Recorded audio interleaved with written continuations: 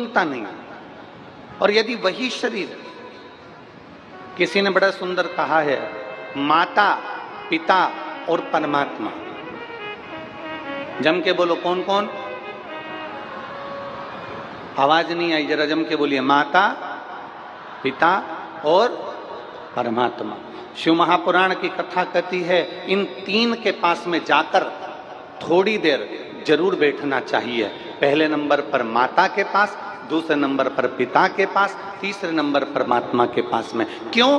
जब हम हमारी माँ के पास में जाकर बैठते हैं, दिन भर तुमने व्यापार क्या किया, दिन भर दुकान पर क्या किया, दिन भर नौकरी में क्या करा, आपके घर में अगर वृद्ध माता है उसके पास में जाकर थोड़ी देर बैठो, उसके पास बैठोगे, उसको समय दोगे तो एक ना एक तुम्हारा मुसीबत का हल तुम्हारी माँ अवश्य बताएगी। अपने पिता के पास जाकर बैठो। घर में बुजुर्ग पिता है, बाप अगर घर में है, पिता अगर घर में है, तुम कहीं से भी आओ, दिन भर कितने भी व्यस्त रहो, कितनी भी नौकरी में, कितने भी व्यापार में, कहीं पर भी व्यस्त रहिए, 2 क्षण अपने पिता के पास जाकर जरूर बैठो, वह आपको अपनी मुसीबत का हल जरूर बताएंगे। और तीसरे नंबर पर परमात्मा, जिस महादेव को आप चाहते हो, राम को, कृष्ण को, शिव को, दत्त को, तुम्हारी मर्जी पड़े तुम जिसको भजते हो, उस परमात्मा के करीब में 2 क्षण आकर जरूर बैठो।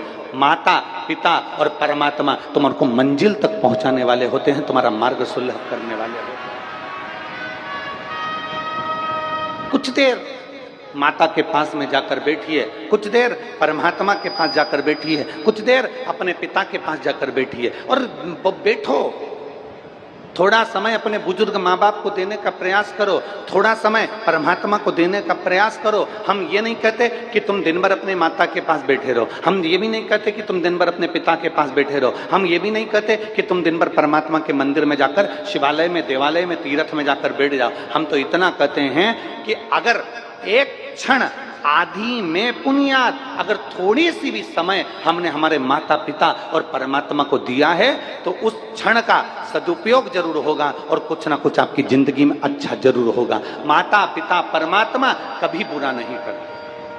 दुनिया में सब बुरा कर सकते हैं, दुनिया में सारी दुनिया, सारी सृष्टि आपका बुरा करने में लग जाएगी, सारी दुनिया आपका बुरा कर सकती है, सारी दुनिया आपको गाली दे सकती है, सारी दुनिया आपको अपशब्द कह सकती है, सारी दुनिया आपको ताना दे सकती है, सारी दुनिया ईर्ष्या में भूलकर आपकी निंदा कर सकती है, पर केवल एक माता पिता और परमात्मा ऐसा होता है जो कभी कुछ आपके लिए गलत नहीं कर सकता। वो करेगा तो हमेशा आपके हित का ही करेगा और आपको आशीर्वाद ही देगा। वो माता पिता और परमात्मा। 2 क्षण जाओ उस परमात्मा के पास, 2 क्षण जाओ अपनी माता के पास, 2 क्षण जाओ अपने पिता के पास, थोड़ा बैठो, थोड़ा चर्चा करो, थोड़ी देर बैठा करो।